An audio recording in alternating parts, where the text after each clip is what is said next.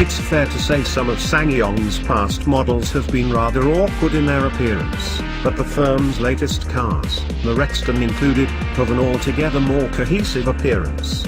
All the classic SUV design cues are there, including the chunky proportions, jacked up ride height and gaping wheel arches, and there are one or two smart, crisp details at either end that lend a little bit of flair. All versions come with a chrome radiator grille, daytime running lights, roof rails, and high-gloss skid plates front and rear.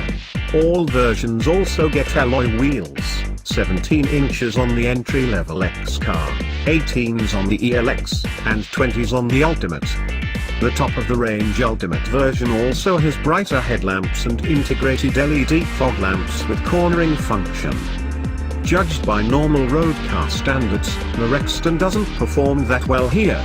Without going into too much technical detail, the car is built on a ladder frame chassis with the body bolted on top.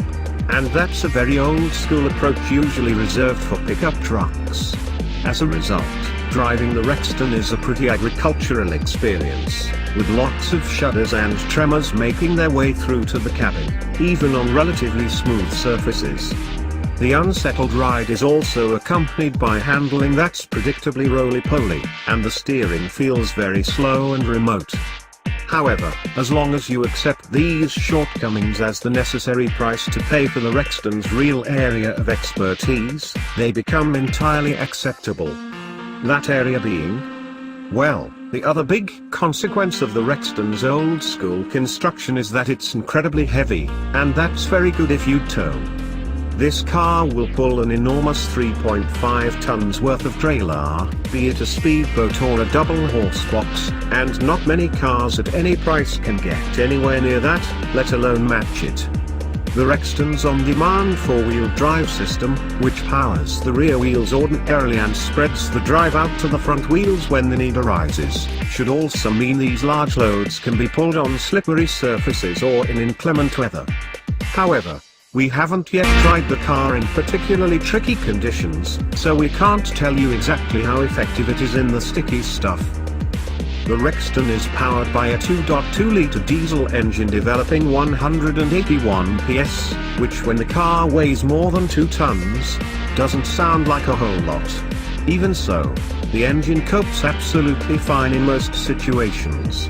Its surge is available from pretty low down in the rev range, giving it decent flexibility, and the engine also stays smooth and quiet. That complements the Rexton's generally impressive level of rolling refinement, which is thanks to very effective suppression of both wind and road noise.